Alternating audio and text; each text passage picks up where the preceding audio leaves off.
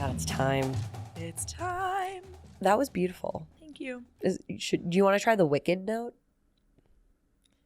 No. Okay. All right. We're closing out the show with a special year-end segment we're calling The Wellies, an awards segment featuring some of our favorite moments, athletes, and viral sensations from 2024. That is right, guys. The Wellies, presented by The Skim, are a collection of categories selected by us and our team of producers to highlight some of the best things in the world of sports from this year. We're sharing our honorable mentions before handing out the top prize in each category. So, do you want to present the first award, Caroline? I would be honored to. Okay, so the category is the Best Look-Alike Contest. Our honorable mentions include Dan Campbell, Timothy Chalamet, and Nick Sirianni. Would you like to say why? Yes. These are honorable mentions. Dan Campbell's look-alike contest was hilarious, and people were really channeling his voice. I thought that was lovely. Timothy Chalamet showed up to his look-alike. I mean, he's the blueprint. That was the blueprint. Yeah, and that's then what made this really explode. Nick Sirianni gets a special shout out because he looks like the kid from Elf. That's it. That's literally it. That's it. Okay, but the winner by far, Jason Kelce. Absolutely. And this is twofold. One, because he had the look-alike contest where he then changed his profile picture on Twitter to the winner of the look-alike contest. I love that. But two, he was called out in a tweet that he looks like that little claymation Santa. Oh, it's so cute. It's the most accurate depiction I've ever seen of him. And I'm not saying that he just looks like a larger Caroline, bearded man. Okay, listen, but you can say that because he himself was like, I don't understand. Like, this is like the easiest thing you could do. Any guy who's like slightly overweight and has a beard looks exactly like me. So you gotta love when self-call out. Oh yeah. It was cute. So congrats, Jason. You won the Best Lookalike contest the at Wellie the Wellies. Award for yes. Yeah. Okay, I'll go next. So our next category is Biggest Breakout Star. Caitlin Clark, not eligible. She won the previous year. Also, she already won Time Athlete of the Year. Like, she does not need to get the Wellie Award. I'm sorry. Yeah, I mean, inaugural. I know it's like, I know she would put like her first award there and then like the Wellies there, but like you're right. It's fine. Maybe she'll win another category some other time. Not today. So our honorable mentions include Mama Kelsey and Ellie the Elephant. And why is that? Mothers. Can't live with them. Can't live without them. Enough said. But also, she's just been around. My girl is out. Like, yeah. I bet you when she was, had her little boys as a young mom, she wasn't thinking like, I'm going to be out there when I'm like 50 or 60, however old she is. I don't know how she is. I'm just going to step on the scene and explode. Yeah. Exactly. Exactly. Ellie the Elephant, I mean, she has sparked such discourse among the mascot community. Yeah. I know that she has sparked my interest in the mascot community. That's why I asked a couple weeks ago, where the hell are the NFL mascots? Because they're not out here like my girl Ellie is. No, she's incredible. Right. However, I think we need to give it to Miss Alona Mar. Yes, ma'am. She, in case you don't know, she played for the Team USA rugby team at the Olympics this past summer. Yeah. But like, honestly, I feel like barely known now for her rugby play. Yeah, she gets you a girl who can do it all. Right. And she honestly is like the Caitlin Clark, I think, of rugby because of all the stuff that she's also done for culture. 100%. She's all about like talking about body image. Yep. In like a neutral way for athletes, and bringing light to just how women think about their bodies, talk about their bodies.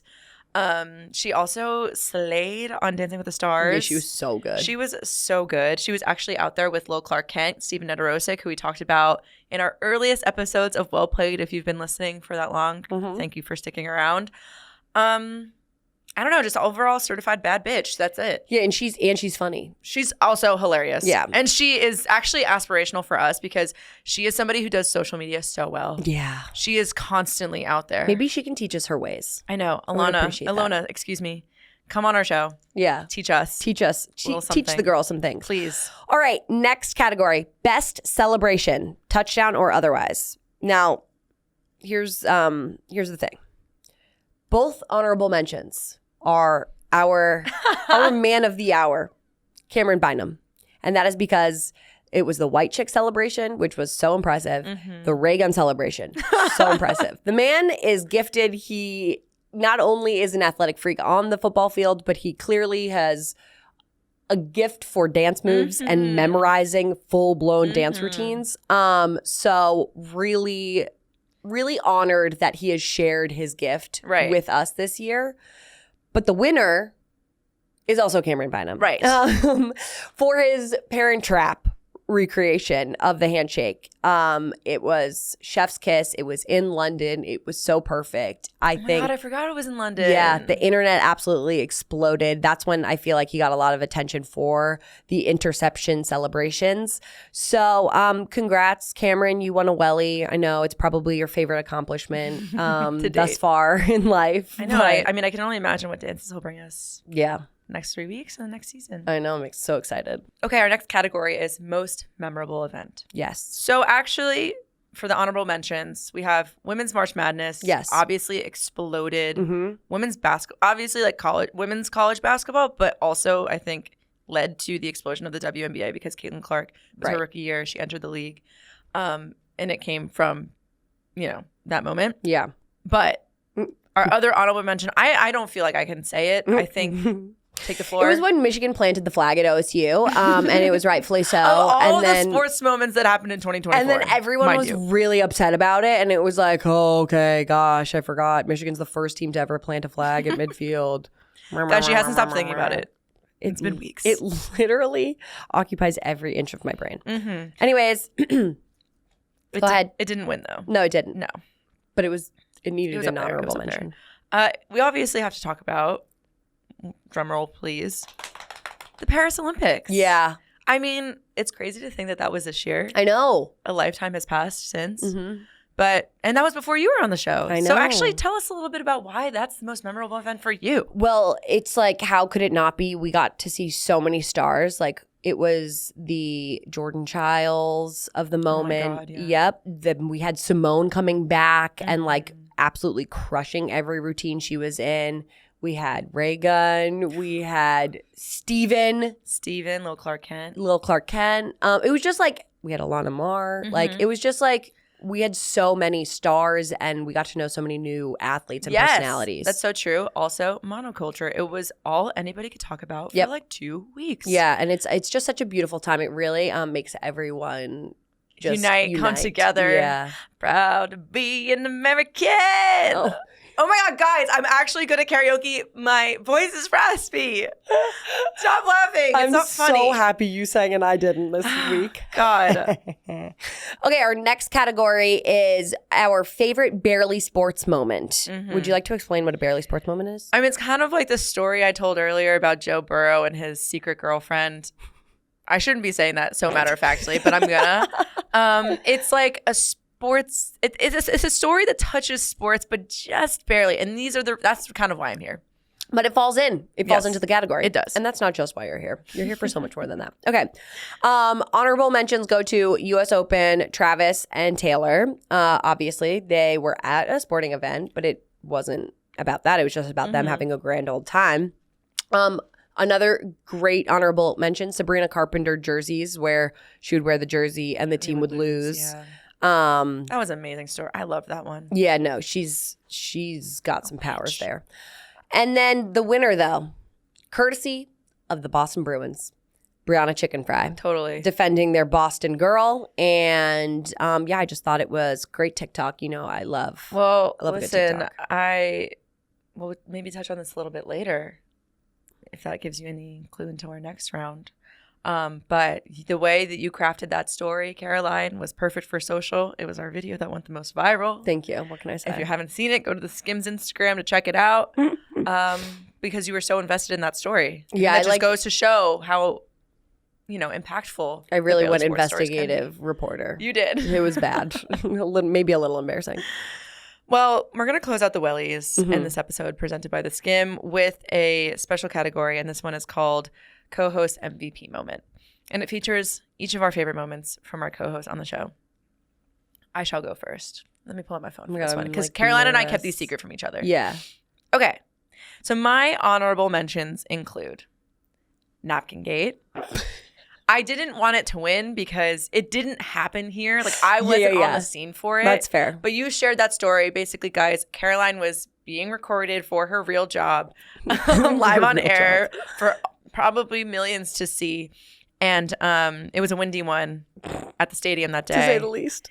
Yeah, and a napkin hit her in the face. Yep, mid-hit, but gotta Nevertheless, persevere. she persisted. Exactly. And she just kept rolling with the punches. She was like, I think a napkin just hit my face, and then she just kept going. Loved that moment. And then I think my second one was when you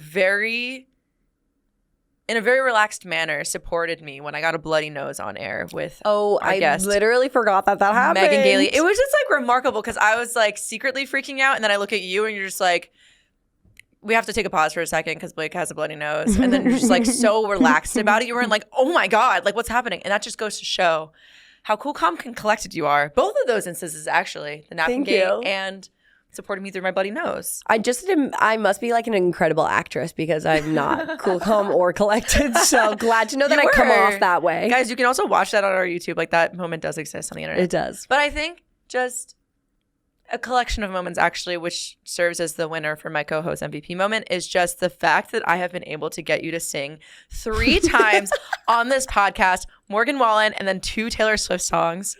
And the reason why this wins for me is because if I can convince you to sing, what else can I convince you to do? Yeah, the sky is the limit. You really can. I'm really thinking about this in terms of how it benefits me. Not to say that you have a beautiful voice. Thank you for lying. I think you've graced the ears of our listeners in more ways than one. But I'm just thinking about how this can benefit serve you me in the future. Right. Okay. That's very. Thank you for being so impressionable. Yeah, I was going to say just being easily convinced by you. Yeah, you're welcome. Okay. Now it's time for my turn. Okay, so some honorable mentions do include the following. Number 1 is when we went to the New York City Marathon and Blake started channeling her inner frat bro and barking at people that were running by. Quite literally insane behavior. I've never seen anything like it. I wish there was video evidence so they could get to know me outside of the studio. You know what I mean? I know. I do as well. My second honorable mention I would just like to say is it's like twofold. It's the growth of just Blake, who you mentioned earlier, being able to name literally all of these football players, what team they play for, what position they play, and just like having such an incredible grasp, but also the growth of our chemistry because I feel like I watched a clip of the first episode the other day and I was like, oh my God, we were so nervous and like trying hard, whatever. And now we just are. I know we get here. 2 little peas in a pod. Literally 7:30 a.m. every week for you guys. Yeah. Yeah, it's been incredible. But the winner. Oh shit, I forgot there was a winner. Yeah. The winner for my co-host MVP moment was when Blake came to her first NFL game. Aww. And came to the Jets game and came and watched me work. And she just had like such a lovely time with her sweet dad. And she made a beautiful vlog about it, and it was just so wholesome. And it was, and like I understand what it means to be a parent now because watching Caroline do her thing on the sideline, I felt like a proud mother.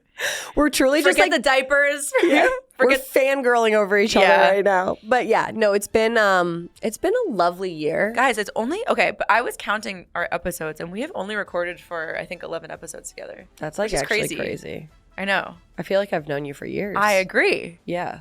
We've lived so many lives. We have, guys. Oh my God. Okay, well, that was it for the first annual Wellies. I hope you guys agree with our takes. If not, let us know in the comments nicely.